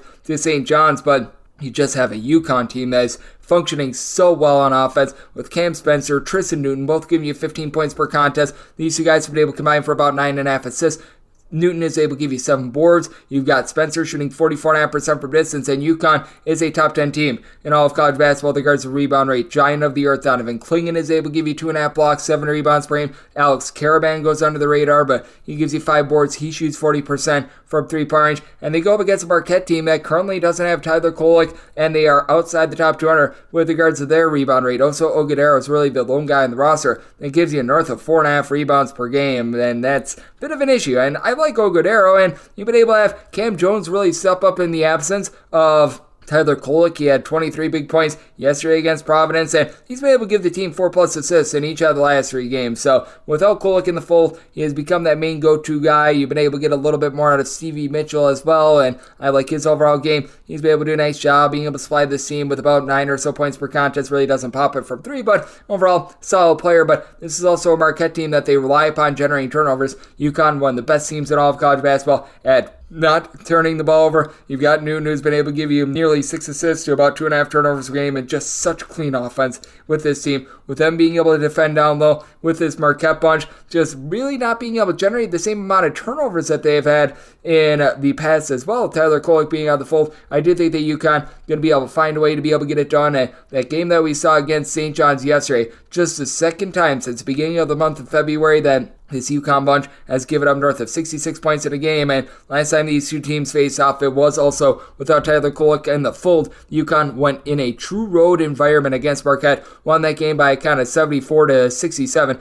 with them scoring only 4 points in the final 7+ minutes. So, circumstance where I'm willing to lay up to 9 with UConn, 10 or more taking the points with Marquette, 145 or less. I'm on the over, 146 or higher, the under, 627, 628 on the betting board. It is Kent State and Akron doing battle from Rocket Mortgage Fieldhouse in Cleveland. And with Akron, they are a favorite of between 4 and 4.5 points. Total on this game between 132.5 and 133. And I did set Akron as a 3.5 point favorite. I'm going to be willing to take 4+ here with Kent State. Kent State seems to be really finding their defense. That was a big reason why they made the NCAA tournament last year. If you look at this Kent State team overall for the season, well outside the top 110 with regards to points allowed on a per possession basis, and they're going to have to go up against Enrique Freeman, who's right now leading off college basketball in terms of rebounds. 18.5 points, nearly 13 rebounds. He had 24 points and 21 rebounds in that game against Ohio yesterday with 7 blocks. I mean, he just completely took over that game, but even though Chris Payton is not on that same level, I do like his overall game for this Kent State team. 12.5 points, 7.5 boards from 3-point. He's able to pop it at about a 38% clip. That is just absolutely massive for this team. I know that he was dealing with a few injuries. He's back in the fold. He was able to get a nice lather yesterday, so that's going to be able to help this team out. And then you've got Giovanni Santiago, who has really done a nice job of being able to just take the turnovers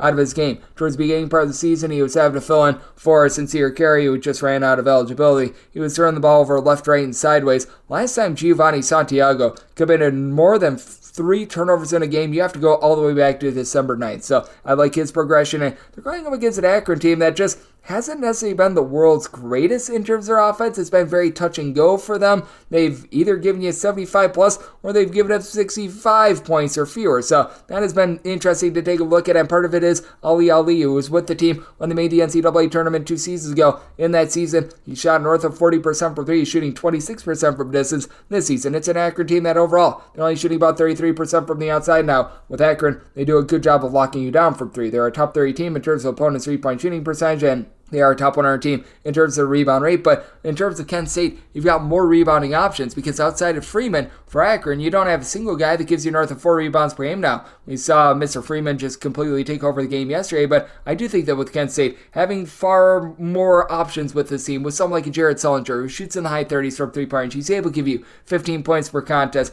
It's a Kent State team that has really not taken too much of a drop-off with their game when they're away from home rather than when they are at home. That's showing through in both their offensive and defensive metrics. I do think that Kent State going to be able to hold in there. As a matter of fact, they allow opponents to shoot only about 32.3% from 3-point away from home. That's more like 35.5% at home, going against an Akron team that is outside the top 250 in terms of total possessions per game. I do think that this is going to be a little bit of a nip and tuck game. I do think that Kent State finds a way to hold in there. Did set my total 135.5. Kent State has been playing a little bit more slowly, but that said, I do think that their offense going to be able to bust through here. This is a Kent State team that has gotten to at least 69 points, very nice, in 4 of their last 5 games. And for Akron, even though it's been touch and go with the offense, they still have been able to get to at least the 75-point plateau in 3 out of their last 5. So I'm going to be looking at the over, and with Akron, this could only set them as a 3.5 point favorite, so taking the 4 or more with Kent State and the over. 629, 630 on the betting board. St. Peter's and Fairfield do battle from Atlantic City, New Jersey. Fairfield opens up the 2-point favorite. Total on this game is 134. Set Fairfield as a 3-point favorite. I'm going to be willing to lay the deuce.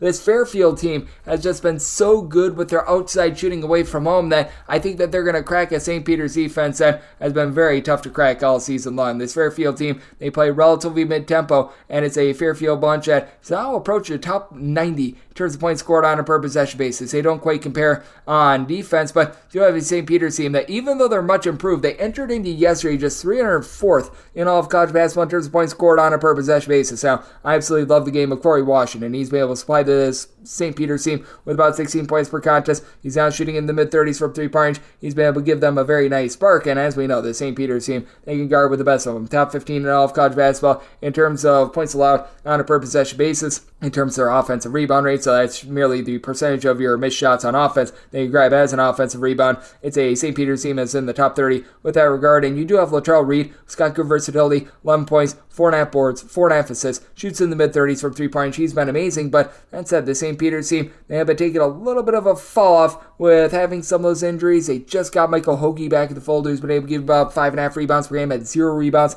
in that game yesterday. Meanwhile, you got a Fairfield unit that they're outside the top 250 in terms terms of their rebound rate, but they've got versatility with Jasper Floyd. Jasper Floyd, 6 boards, 4 assists, 2.5 steals, 9 points. Does an amazing job helping out the top 3 scorers who all shoot at least 37.5% from 3-point range. And Bryson Goodine, Caleb Fields, along Jalen Leach, who as a trio, they've been able to combine for nearly 47 points per contest. This Fairfield team away from them shooting darn near 40% from 3-point range, while this is a St. Peter's team that they've been able to do a nice job locking it down from 3-point range themselves. Opponents are shooting from 3-point range overall 32% for the season in a road/shooting environment, more around 31%, but I do think that Fairfield going to be able to do a relatively solid job. They've been able to have success hitting the road all season long, as they're about 33.4% in terms of their opponent's 3-point shooting percentage as well. I do think that Fairfield going to be able to win out just barely in this spot in a game that I do think is going to be relatively nip and tuck. I did set my total at a 133. I think that this is going to be close enough for late game filling. The last time these two teams played, you have to go back to late February.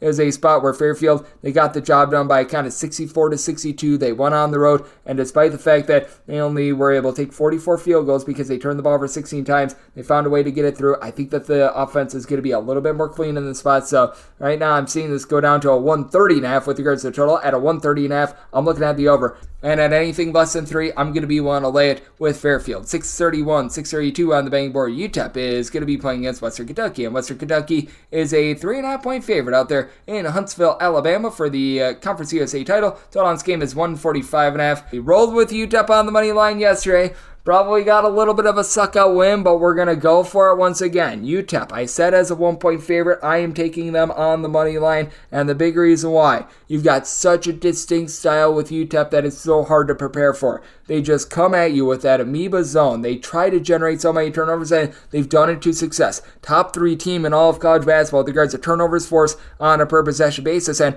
unlike a lot of these teams that they gamble for turnovers like UTEP does, if they don't get that turnover, they still do a good job of being able to guard the 3-point line. 115th at all of college basketball with regards to opponent's 3-point shooting percentage. Now, that does hike up to about 35.5% in a road or neutral court environment, and for Western Kentucky, one of their fortes is the fact that they guard the 3 very well. Opponents away from home, they shoot just 31% from distance against them. This is not a UTEP team that is looking to go bombs away from 3-point range. Other than Tay Hardy, they really don't have anyone that shoots it well from 3-point range. This is a UTEP team that is well outside the top 260 in terms of their 3-point shooting percentage entering into yesterday, shooting 31.7% as a whole, but you've got Tay Hardy, who's been able to give you 15 points, 2.5 assists per contest. Zid Boom Boom Powell's been able to chip in their 3 assists, 5 boards, 11 points per contest. This is one of those holes greater than some of its parts efforts, with Hardy being a little bit more of a defensive scorer, but a lot of guys just contributing to the cause. Hardy is pretty much the only out of your top, I would say, 8 or so scorers that has been able to give you a 3-point shooting percentage above 31%, but they've been able to do a solid job in so many different respects now.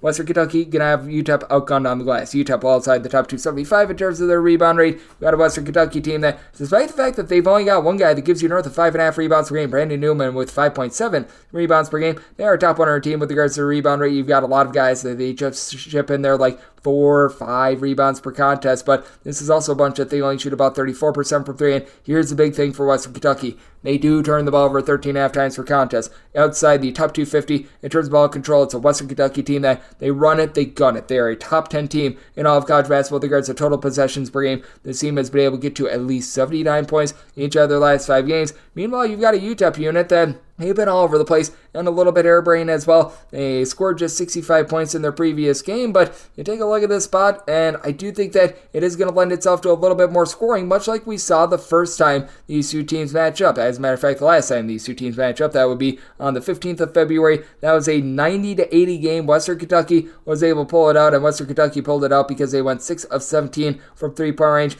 The Western Kentucky Hilltoppers were able to win that rebound battle just barely. I do think that UTEP, they're going to be able to do a solid job of being able to win that turnover battle. First time around, it was 93-87, where UTEP was really able to generate those turnovers, and they themselves were able to shoot about 7 of 20 from 3-point range. I think that you get another harebrained game. I do think the UTEP finds a way to pull it out. Set UTEP as a 1-point favorite. I like them on the money line, and set my total 149. I also like this total over. 633, 634 on the betting board. ACC title game between NC State and North Carolina. North Carolina, a favorite of 9 points with their total 148.5. I set my line at 9 as well, so we're going to try to see if this moves a little bit. 8.5 or less, I'm going to be willing to lay it with North Carolina. 9.5 or more, going to be willing to take those points with NC State, and I did set my total at a 149, so you're at the 148.5. That's a buy point for me on the over. It's an NC State unit that has really done a nice job recently of just coming up big with regards to their offense, and it's an NC State team that all season long, they've done a good job in ball control. They're a top 12 team in all of college basketball. In terms of fewest turnovers on a per-possession basis,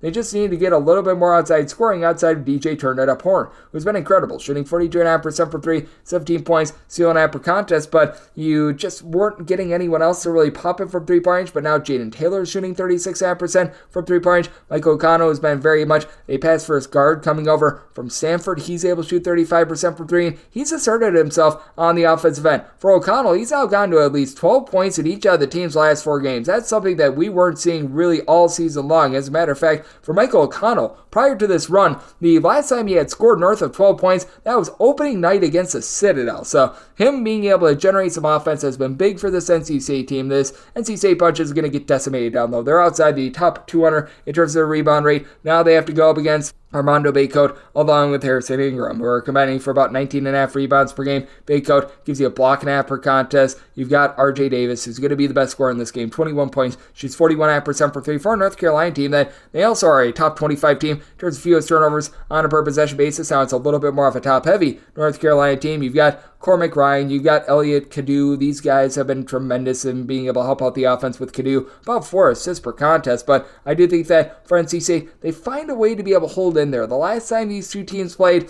it was a win for North Carolina on their home floor, but that was 79-70, and I think that we're going to get a relatively similar style game here. NC State in that game did shoot 9 of 19 from three-point range. I don't think that they're going to quite be able to duplicate that. North Carolina, in terms of opponents' three-point shooting percentage, they've been a very good team with that regard, allowing opponents to shoot just 31.1% from 3. That falls at 20.3% away from home. Meanwhile, it is an NC State team that away from home, they allow opponents to shoot 37.5% from the outside, and this is going to be, I believe, game number 5 in 5 days for NC State, so they're starting to get a little bit winded, but I do think that NC State finds a way to hold in this game. I do think that their offense starting to improve a little bit, so you're at the 148.5. I do like the over. You've got a North Carolina team that's still in the top 40 with regards to total possessions per game, and you've got an NC State team that's a little bit more up-tempo as well, so like the over, and with North Carolina, I'm willing to lay up to 8.5 with them, 9.5 for more, take those points with NC State, 635, 636 on the betting board. Oregon and Colorado do battle for the Pac-12 title. This is a line where Colorado is a 4-point favorite. Total on this game is 147. I did set my total 145.5. I'm looking at the under. Neither of these teams could get anything going on offense yesterday in their respective battles, but I do think that for Colorado, while they should be the favorite in this spot, I do have my concerns about this team on the road. You take a look at pretty much all Colorado teams, and they typically have demonstrative home and road splits, and this Colorado team certainly has those. In terms of points scored on a per possession basis, Colorado 25th in all of college basketball, but they do average about 11 points fewer per 100 possessions away from home rather than at home, and much of it is because this Colorado team absolutely lights it up from three-point range when they're at home. They shoot north of 40% from three-point range, a top 10 team in all of college basketball with regards to their home three-point shooting percentage. And it's not to say that they're like absolutely awful from three-point range when they're away from home, but that falls from about 42.7% to more like 36%. Now, where Colorado is really going to have an edge, and this has been able to travel for them really well, is the rebound rate. Having Eddie Lampkin, who's able to give you 7+ rebounds per game, is big. And Foley Dante took a little bit of a spill early on, but he has been rock solid.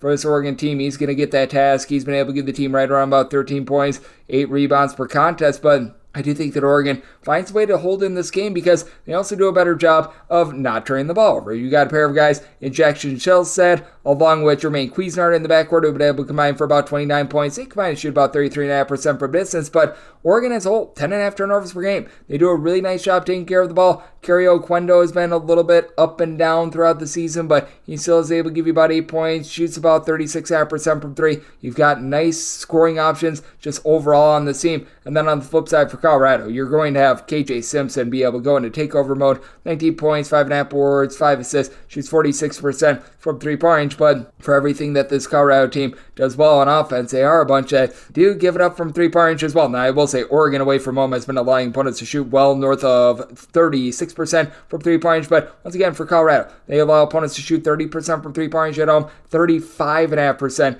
in a road/court setting. So I do think that Colorado finds a way to be able to get the job done, but those 12.5 turnovers per game, they do linger a little bit. They've got a lot of really good versatility with Javon Headley being able to give you a little bit of facilitation shooting shooting 47% from three, but this Oregon team seems to be finding another gear in terms of their defense as well. This bunch has now given up fewer than 70 points in each of their last 3 games ever since they took that 79-75 loss against Colorado, while Colorado, they themselves have been stepping it up with their defensive prowess as well, giving up fewer than 60 points each of their last 3 games. So circumstance where I'm on the under. I did set my total at a 145.5, and with Oregon, I did set them as a 3.5 point dog here at the 4. That is my buy point on them. 637, 638 on the betting board. Long Beach State and UC Davis to battle for the championship out there in the Big West. This is from Henderson, Nevada. Don't get it confused with Las Vegas, but no numbers currently up on this game because game wrapped up so late last night. But I did set Long Beach State as a 2-point favorite with a total of 150, 149.5 or less.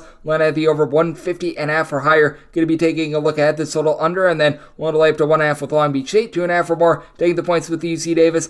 I do think that there's a little bit of something to this angle with Long Beach State in that they can their coach Dan Monson before the start of this tournament, and he's going to be relieved of his duties after the postseason. And with how long he's been at the program, I think that the guys are just sort of rallying around him at this point. But the bigger reason why I do like Long Beach State in this spot is that even though they've got a little bit of a lesser rebound rate than this UC Davis team, they've got the 2 most dominant rebounders in this game, Lucina Traore, Abakar Traore. These 2 guys have great versatility. They're combining for about 18.5 rebounds per game. Abakar, he's been able to give you about 12 points, 8 boards, 4.5 assists, block and half, steal and half per contest. He's the most versatile player out there on the floor. And that's no disrespect to Elijah Pepper. Lucina Traore, he's more of your dominant low post presence. He's able to give you about 11.5 points, 10.5 boards per contest. Does a good job crashing the glass. And then for Long Beach State, it's all about can they find a little bit of 3-point shooting. Marcus Siones, he has a chucker for lack of a better term. He's able to give you about 17.5 points per contest. He only shoots about 28% from 3-point range. Going against a UC Davis team that is a top 75 team in terms of points allowed on a per possession basis. They have traveled really well all season long. They do a solid job of being able to generate turnovers, but here's the issue for UC Davis. I mentioned the fact that Long Beach State turns the ball over about 13 times per contest. This team is in the bottom 40 in terms of turnovers on a per possession basis. They turn the ball over north of 13.5 times per contest. Elijah Pepper is your best scorer in this game. 20.5 points, 4.5 boards, shoots 37.5% from 3, and then Ty Johnson, 17.5 points, throws in there about 3.5 boards, shoots about 33.5% from distance. But you've got a UC Davis team that, even though they do a solid job with regards to rebound rate, they have to go up against Traore squared with not a single guy on the roster giving you north of 5.1 rebounds per contest. That'd be Niko Rokac, who's able to give you those rebounds. And outside of Johnson and Pepper, one other guy in the roster gives you north of 6 points per game, and Kane Milling. Last time these 2 teams faced off, UC Davis, they were able to get the job done. They were able to win that game. They were able to cover against Long Beach State, that by kind of 88-78. But I do feel like the script is going to be a little bit flipped here because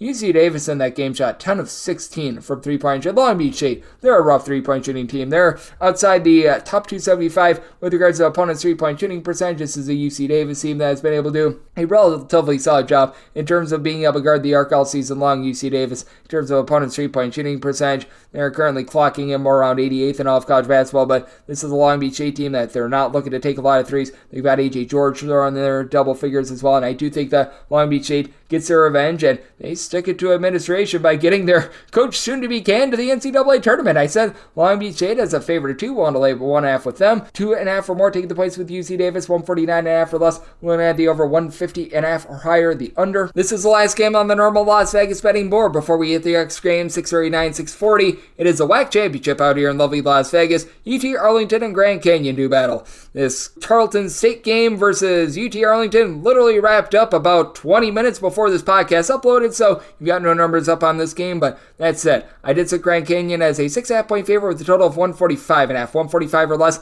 looking at the over 146 or higher, the under, and I'm willing to lay up to 6 with Grand Canyon, 7 or more, taking the points with UT Arlington. This UT Arlington team has been able to come alive with their offense. As a matter of fact, for UT Arlington, they have now been able to get past the 78-point plateau in all but one out of their last, I believe now, 8 games. It's been absolutely ridiculous, and for UT Arlington, this team is going to leave leave themselves very open to giving up the three. UT Arlington is well outside the top 250 in terms of opponents' three-point shooting percentage going into yesterday, allowing opponents to shoot 35.8% from three-point in a road/core venue. But you've got a Grand Canyon team that really puts the clamps down on you on defense. Grand Canyon, not necessarily a super-duper up-tempo team, but at the same time, they're relatively mid-tempo, but they allow opponents away from them to shoot just 30% from three-point range. That is a top 30 mark that you're going to find in all of college basketball. And Tyon Grant Foster, he's just all sorts of versatile. Gives you like 19 points, 7 boards, a block and a half, a steal and a half per contest, shoots in the mid-30s from three-point range. He does it all for a Grand Canyon team that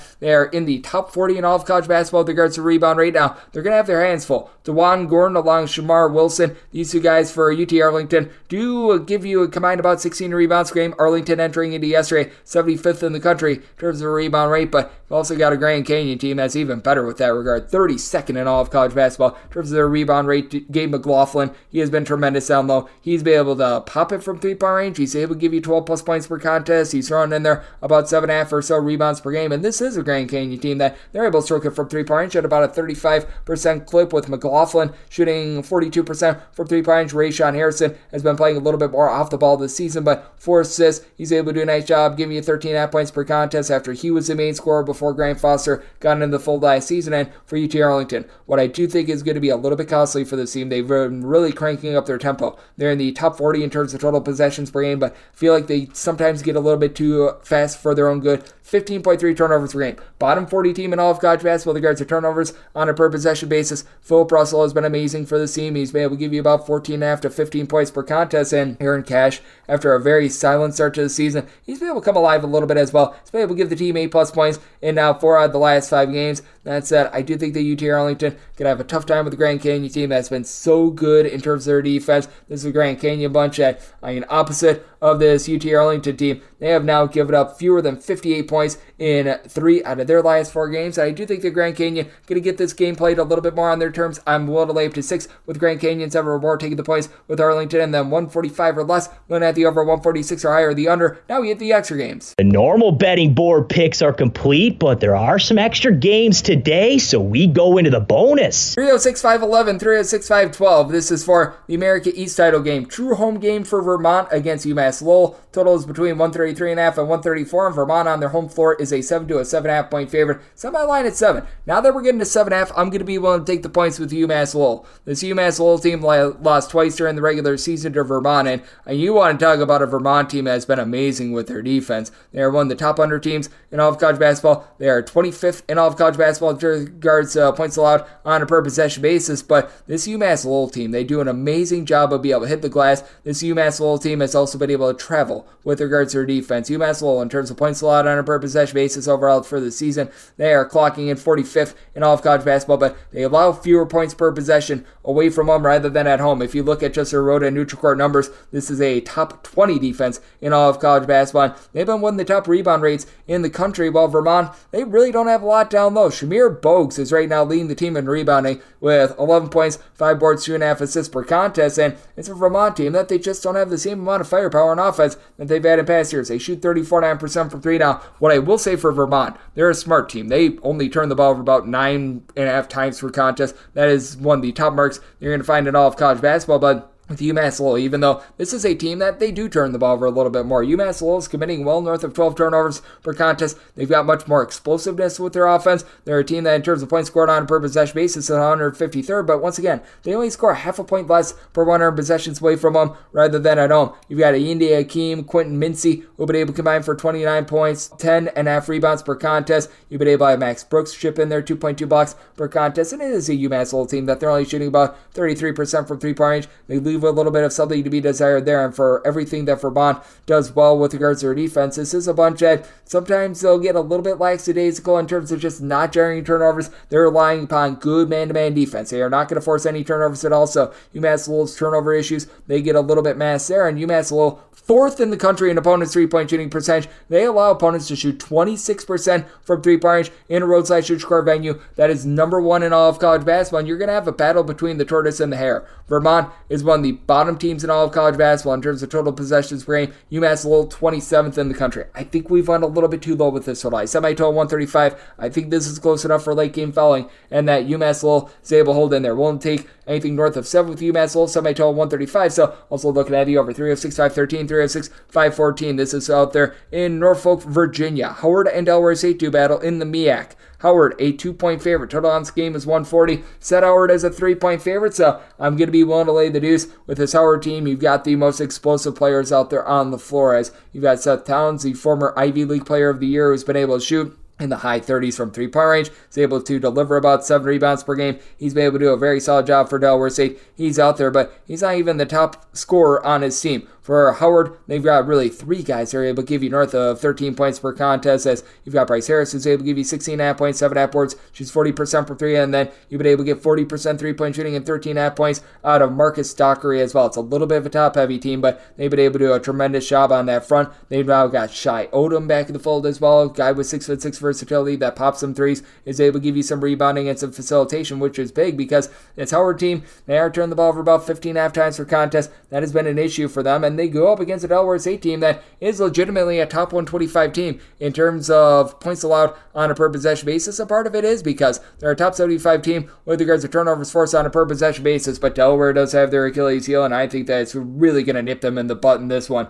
This Delaware State team is well outside the top 275 in terms of opponents' three-point shooting percentage. They cannot guard the arc to save their lives. Now, it's not like this Howard team is batting down the hatches on defense either. Howard is well outside the top 160 in terms of points allowed on a per possession basis, and Howard gives up the arc. Howard, in terms of opponents' three-point shooting percentage, they're currently clocking in about 175th in the country, allowing opponents to shoot 35.1% from the outside, but Delaware State is not really too much of a threat to be able to make those threes. You've got 2 guys I really like in the backcourt, Martez Robinson, Jevin Munoz. They've been able to combine for about 32 points per contest. They combine to shoot about 33.5% from three-point range, but they also turn the ball over between the two of them 4.5 times per contest. And then you've got Mr. Daywilk Tavares, top 5 player in all of college basketball with regards to turnovers per game. To the negative, he gives you 37% three-point shooting, 13.5 points per game, but Delaware State, 15 turnovers per game. And for Delaware State, outside of Tavares, Munoz, Robinson, nobody else on the roster gives you north of 6.5 points per contest, and only one other player gives you north of 5 points per game. Very top-heavy team. Howard, they've got a little bit more depth. Last time these two teams played, Howard completely housed Delaware State 85-66 in a game where they did shoot 9 of 20 from three-point range, but also did a good job being able to get to the free throw line. They won the rebound battle. I do think that Howard, they find a way to be able to get the job down here, and what I think is going to be a bit more of an up and down game, considering Howard is one of your most up-tempo teams in all of college basketball, and one that has been able to get past the 75-point plateau in now 4 out of their last 6 games, 70 plus in 5 out of their last 6. So semi-total 143. I like the over, and I like Howard being able to win this game, set them as a 3-point favorite, and wrap things up with 3 of 6, 5-15, 3 of 6, 5-16. Texas Southern is going to be facing off against Grambling, and Texas Southern out there at Bartow Arena in Birmingham, Alabama is a 1-point favorite. Total on this game is 127.5. You've got a Texas Southern team that for the season is well outside the top 300 in terms of points scored on a per possession basis, but if you look at the recent form of Texas Southern, this team all of a sudden has been able to get it going with their offense. They've been able to get past the 70-point plateau in every game here in the month of March, and as a matter of fact, for Texas Southern, 68 plus points in now each out of their last 8 games, and they've been able to get to at least 68 points in all but one of their games since the beginning of the month of February. Fully recognize that this Grambling team has been able to pick it up with their defense, but they're still not the same rebounding team that they were a season ago. Grambling last year just completely mauled teams on the glass. This year, in terms of their overall rebound rate, they're clocking in 279th in all of college basketball. Texas Southern should be able to win that battle down low. They don't have a single guy that gives you north of 5 rebounds per game, yet they rank 215th in the country in terms of their rebound rate, and for as good as Grambling is at being able to get their slow tempo, they are outside the top 275 in terms of total possessions per game. This is a Texas Southern team that actually is a little bit of a better defense in this ordeal as well. For Grambling, in terms of points allowed on a per possession basis, they check in 159th in all of college basketball, but Texas Southern, they're a bunch that they are looking more in the top 90 range, and it's been able to travel. Texas Southern only giving up about 4 points more per run or possessions away from home rather than when they are at home, and you've got 2 guys at PJ Henry, Jonathan Cisse, who have been able to do a solid job, give you about a combined 20.5 points per contest. With Cisse, he's able to shoot 39% from three-point range as well, and then Deion Stroud, who has not done a ton this year, he's a guy that has experience being able to come up big in big spots, and he's not been able to give the team double figures in 3 out of the last 4 games. That's just another added dimension after he was a double-figure scorer many years ago over at Fresno State. For a Texas Southern team that they do turn the ball over about 12.5 times per contest, they've been addressing that quite a bit recently. Meanwhile, you've got a Grambling team that it's just been a whole bunch of low-scoring slogs with Tremichael Morton along with Contavious Dozier having to headline things. The top three scorers on this team, you're able to throw in there Antoine Burnett as well. They all do shoot at least 34% from three. Burnett, along Dozier, Morton, they've been able to combine for about 36 points per contest, but it is a Grambling team that they do give up quite a bit from the arc as well. This is a Grambling budget in terms of opponents' three-point shooting percentage. They're currently checking in 214th at all of college basketball away from them. They allow opponents to shoot 36% from the outside. You've had a Texas Southern team that they are a little bit more suspect from the perimeter, but they still allow opponents to shoot just 32.5% from three-point range away from home. Got a Grambling team that turns the ball over 13.5 times per contest. They do a relatively solid job of being able to generate turnovers, but also with Grambling, even though Texas Southern really doesn't have that dominant low-post player, other than Burnett, you don't have a single guy in the roster that gives you north of 5.2 rebounds per game. I do think that things are going to be slowed down and a bit more grimy, but I do think that Texas Southern is going to be able to bust through here, get the job done against a Grambling team that, to their credit, in terms of games have wrapped up in regulation, because their game against Alabama State, that went to double overtime, pretty much giving up 72 points or fewer in every one of their games, except for perhaps one since the beginning of the month of February, but I think we've gone a little bit too far here. Texas Southern looking for revenge after they lost in mid-February by kind of 66-63 on a night where they shot just 5 of 20 from three-point range, and I do think that they get it here. I'm actually willing to set Texas Southern as a 4.5 point favorite. I'm going to be willing to lay up to 4 with Texas Southern. Made my total a 130.5, so also looked at the over, and that wraps things up for the Saturday edition of Coast to Coast Hoops, now part of the VSiN Family Podcast. A big thanks to Justin Perri, who does amazing work over at Chocolate Valley Bets. He joined me in the last segment. If you do like what you're hearing from this fine podcast, Coast to Coast Hoops, you're able to subscribe wherever your podcasts, Apple Podcasts, Google Play, Spotify, Stitcher, and TuneIn. If you have a question, comment, segment idea, what have you for this podcast, you do have one of two ways we offer those in. First one is my Twitter/X timeline at @GNN_D1. Keep in mind, letters CM, name does not matter. As per usual, please send these into the timeline, and other ways find an Apple Podcast review. If you rate this podcast 5 stars, it is very much appreciated. And from there, you're able to fire on whatever you'd like to hear on this podcast via that 5-star review coming at you guys every single day throughout the college basketball season. So I'll be chatting with you once again tomorrow. Thank you so much for tuning in.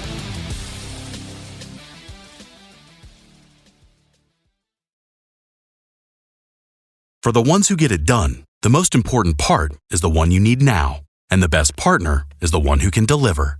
That's why millions of maintenance and repair pros trust Grainger, because we have professional-grade supplies for every industry, even hard-to-find products. And we have same-day pickup and next-day delivery on most orders. But most importantly, we have an unwavering commitment to help keep you up and running. Call, click Grainger.com, or just stop by.